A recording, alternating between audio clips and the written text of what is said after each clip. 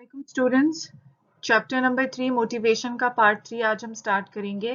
और पिछले दोनों पार्ट्स में we have been studying what is the definition of motivation and what are the early and contemporary theories of motivation.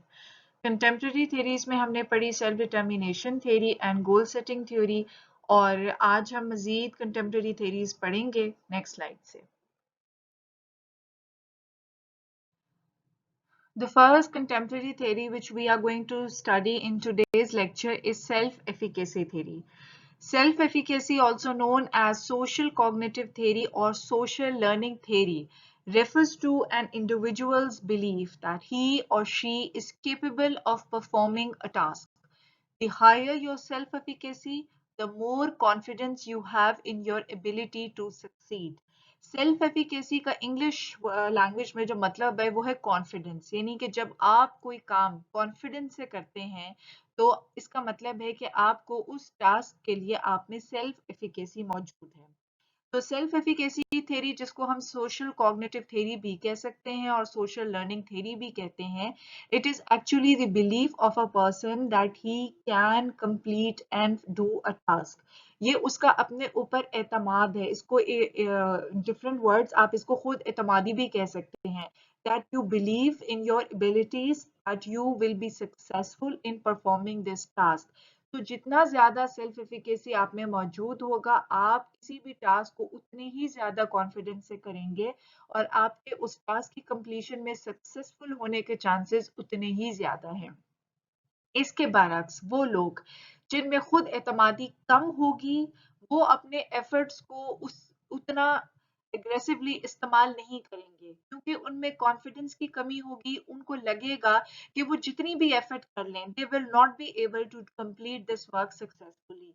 लेकिन those people जिनमें self efficacy ज्यादा है, they will keep on trying, they will have belief in themselves, they will build up a confidence in themselves, and they will keep on exerting efforts till they successfully complete the task. I read the second and third points for you. So, in difficult situations, people with low self efficacy are more likely to lessen their effort or give up altogether, while those with high self efficacy will try harder to master the challenge.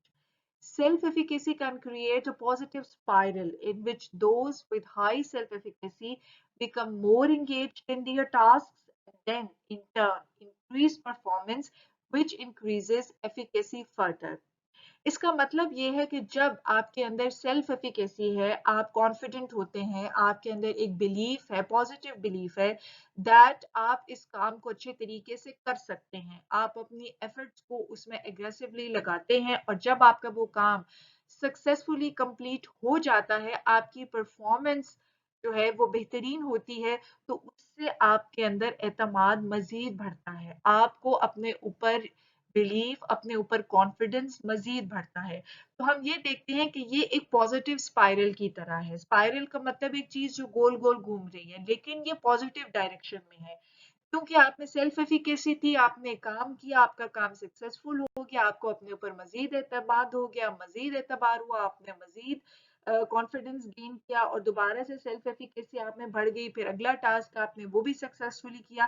तो इस तरीके से for a specific task और for different task आप अपनी self efficacy के through भी motivate हो सकते हैं। जी, we are continuing with the self efficacy theory, और इसमें हमें पता चलता है कि Albert Bandura was the person और the scholar who actually put forward this theory. और उनके अकॉर्डिंग वो ये कहते हैं कि सेल्फ एफिकेसी को 4 तरीकों से बढ़ाया जा सकता है। एक का नाम है enactive mastery, vicarious modelling, verbal persuasion and arousal. मुश्किल से नाम है, लेकिन इनके मतलब इतने मुश्किल नहीं है, वो हम इनको पढ़ेंगे जब तो आपको अंडरस्टैंडिंग इनकी इजीली डेवलप हो जाएगी। The researcher who developed self-efficacy theory, Albert Bandura, proposes 4 ways by which self-efficacy can be increased: inactive mastery, vicarious modeling, verbal persuasion, and arousal.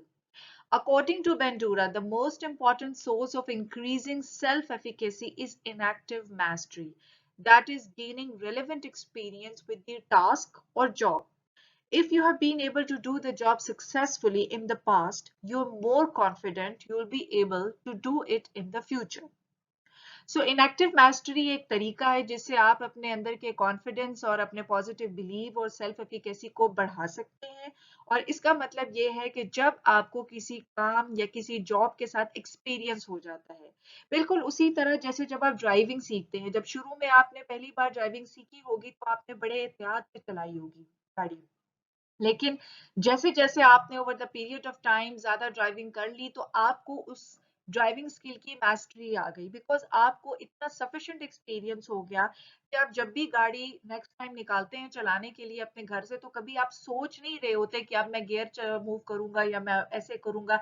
आपकी एक नेचुरल इंस्टिंक्ट भी डेवलप हो जाता है कि आपको रोड सेंस भी डेवलप हो जाती है और आपको ड्राइविंग स्किल भी आपकी इतनी जो है वो मास्टर लेवल तक की आपकी पॉलिश हो जाती है कि आपको बहुत आराम, you are very comfortable in driving the car. So enactive mastery का मतलब भी यही है कि जब एक काम के करने से आप उसका एक्सपीरियंस गेन कर लेते हैं, सो आपको अपने ऊपर मजीद कॉन्फिडेंस आ जाता है कि आप फ्यूचर में भी इस काम को बआसानी कंप्लीट कर लेंगे। पिछली स्लाइड में हमने देखा था कि सेल्फ एफिकेसी को बढ़ाने के 4 तरीके हैं, जिनमें से पहला तरीका इनएक्टिव मैस्टरी था, जिसको हमने पिछली स्लाइड में कवर किया है। अब इस स्लाइड में हम बाकी की 3 सोर्सेज कवर करेंगे, जो कि जिनमें सबसे पहले है विकेरियस मॉडलिंग।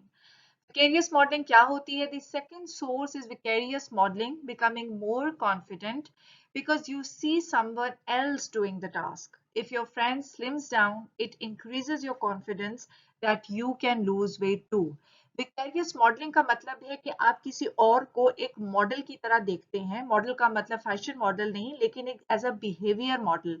जब आप किसी और को कोई स्पेसिफिक टास्क करते हुए देखते हैं और सक्सेसफुली करते हुए देखते हैं, तो आपको अपने में भी एक कॉन्फिडेंस डेवलप होता है कि भाई मैं भी ये काम कर सकता हूँ या कर सकती हूँ। फॉर एग्जाम्पल, अगर आपने अपने एक फ्रेंड को देखा जिनका वेट बहुत ज्यादा था और आपने ये देखा कि डाइट कंट्रोल करने से और रेगुलर एक्सरसाइज करने से उन्होंने काफी वेट लूज किया, तो इससे आपके अंदर भी ये कॉन्फिडेंस डेवलप हुआ कि इन्हीं स्ट्रैटेजीज को इस्तेमाल करते हुए you can also do it because nothing is impossible for you as well.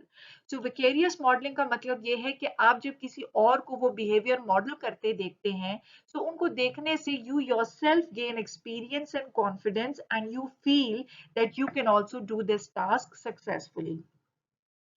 The third source is verbal persuasion. Verbal persuasion जैसा कि इसके नाम से जाहिर है, यानी कि गुफ्तगू में आप किसी को परसुएट कर रहे हैं या किसी को आमादा कर रहे हैं। Becoming more confident because someone convinces you that you have the skills necessary to be successful.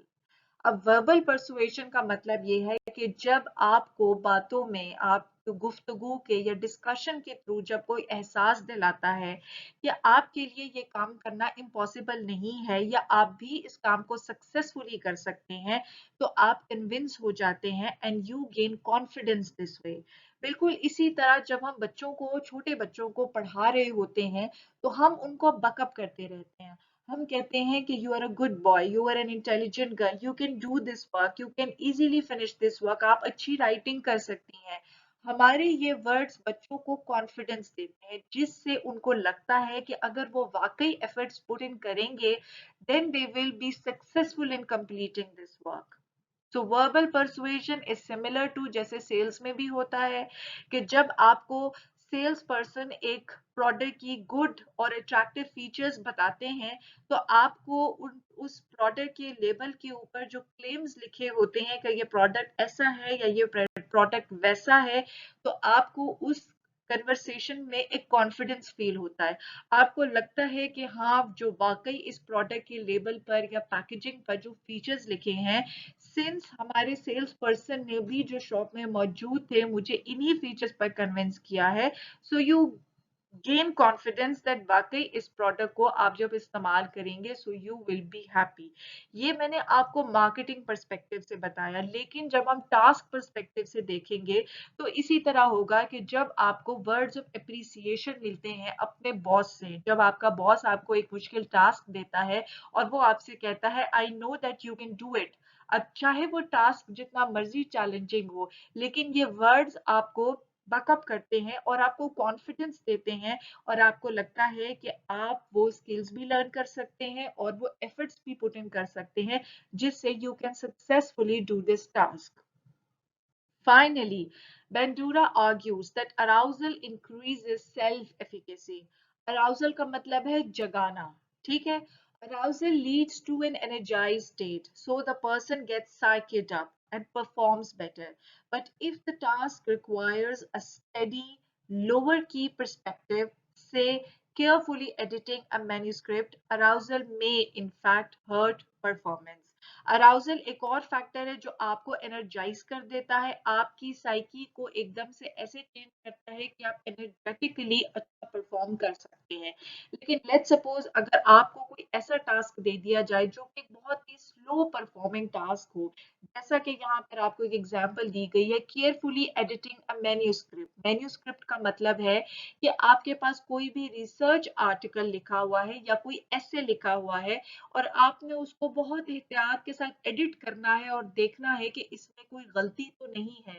तो जब आपको एक बहुत एनर्जाइज्ड या बहुत एक्टिव स्टेट में रखा जाए और उसके बाद आपको इस तरह के स्लो पेस के काम दे दिए जाएं, तो इस केस में अराउजल जो है वो परफॉर्मेंस को उतना पॉजिटिवली अफेक्ट नहीं करती है.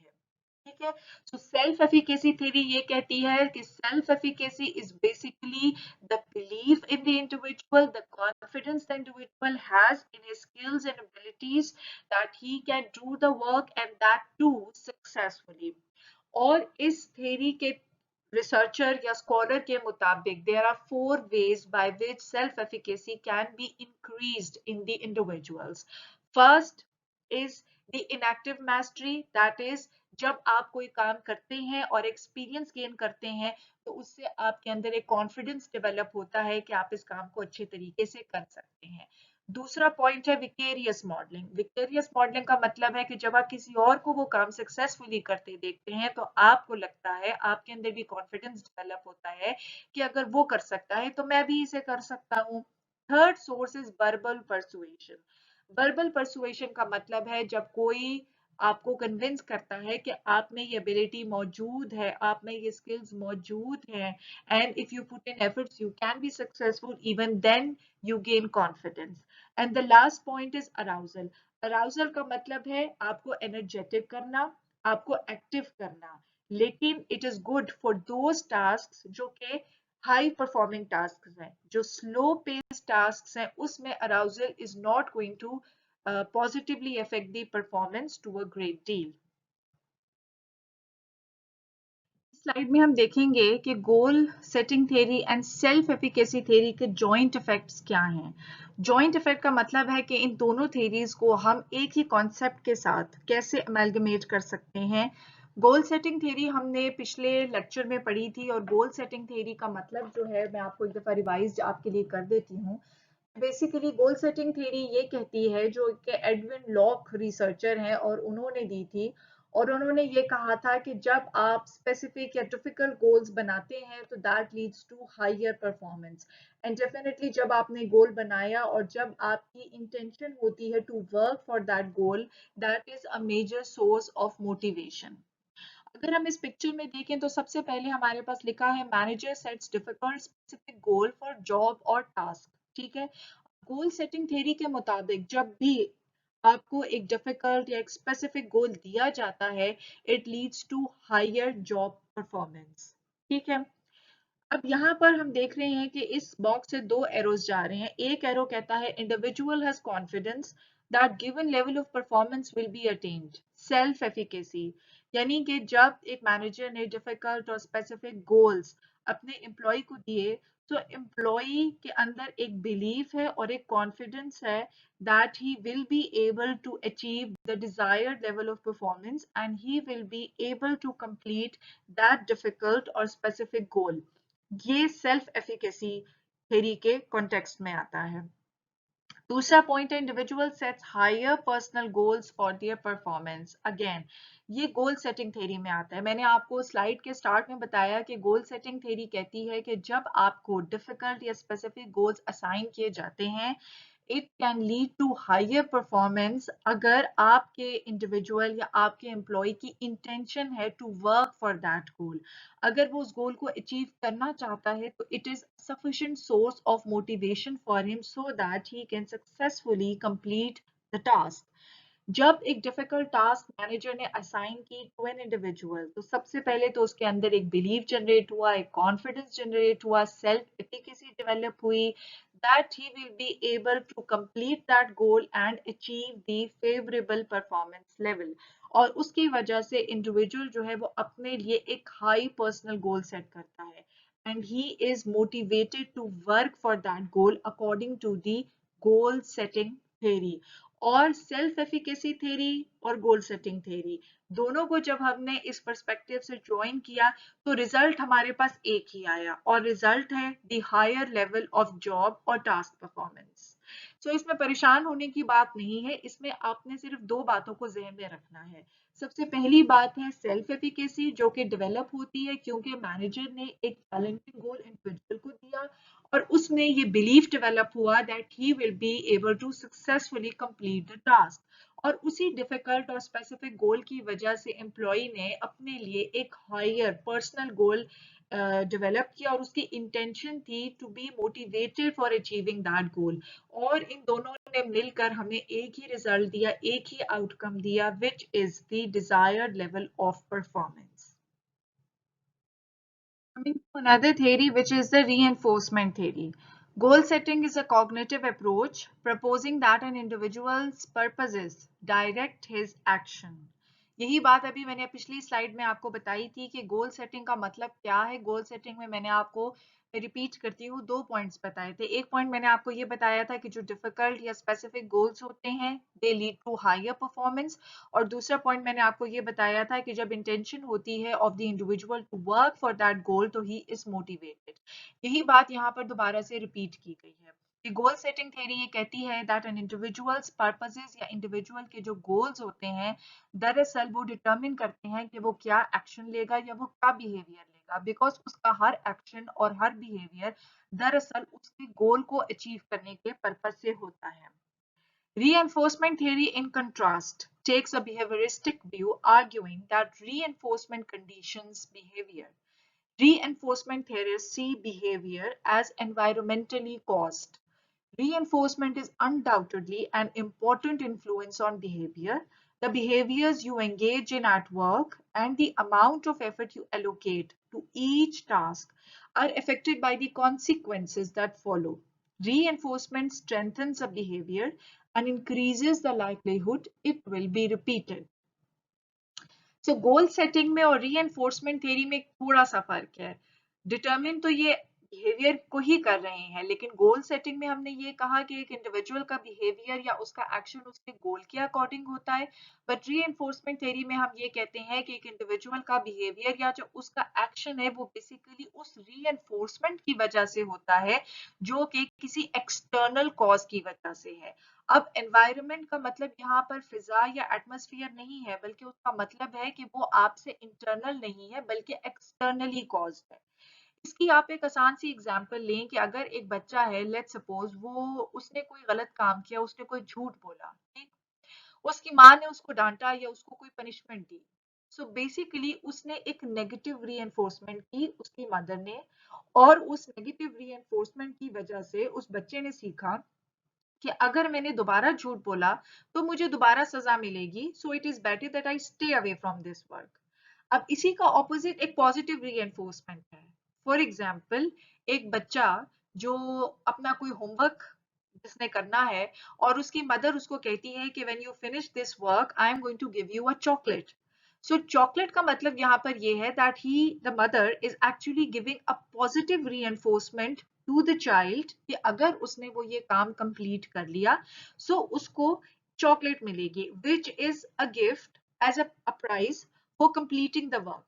सो this is a positive reinforcement. बिल्कुल उसी तरह जब वर्क प्लेस पे जब हम अपना काम कंप्लीट कर लेते हैं तो हमें पता होता है कि इस काम के बदले या तो हमें सैलरी मिल रही है या हमें कोई बोनस मिल रहा है या कोई एडिशनल कंपनसेशन मिल रही है, या कुछ नहीं तो हमारा मैनेजर हमें कम से कम वर्डली या वर्बली प्रेज कर रहा है, हमारी तारीफ करता है, मीटिंग में वो हमारा नाम लेके कहता है कि भाई इस एम्प्लॉय ने बहुत अच्छा काम किया।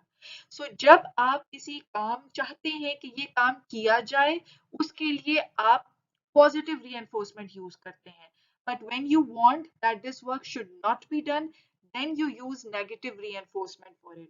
So environmentally या external cause का मतलब भी ये है, क्योंकि it is not internal of you। अब बच्चा झूठ बोलने इसलिए नहीं झूठ बोलने से रिफ्रेन उसने इसलिए नहीं किया क्योंकि उस बच्चे ने रियलाइज कर लिया कि झूठ बोलना गलत बात है, फिर तो हम कहेंगे कि ये कॉज इंटरनल है। लेकिन उसने झूठ इसलिए बोलना छोड़ा बिकॉज उसको पता था कि अगर मैं दोबारा झूठ बोलूंगा तो my mother is again going to punish me. तो this is externally caused reinforcement जिसने उस बच्चे के बिहेवियर को डिटरमिन किया। इसी कॉन्सेप्ट को हम यूज करते हैं on the work place behaviour, और हम ये कहते हैं कि जब हमें पता है कि फॉर कंप्लीटिंग अ टास्क हमें पॉजिटिव रीएनफोर्समेंट मिलेगी, so we are more likely to make ourselves busy with the work, and we are going to spend more time and more effort on completing that work or the tasks associated with it. So ये positive reinforcement actually हमारे behavior को strengthen करती है, और हमें पता है कि अगर हमने एक दफा काम अच्छा किया और हमें उसकी कोई ना कोई हमें उसका मेडल मिल गया या हमें वर्ड्स ऑफ एप्रिसिएशन मैनेजर ने सुनने के लिए दे, यानी कि हमें पॉजिटिव रीएनफोर्समेंट दी गई, so it is likely that next time भी जब हमें इस तरह का कोई डिफिकल्ट टास्क दिया जाएगा, we are again going to perform in the same positive way because we know that again we will be positively reinforced.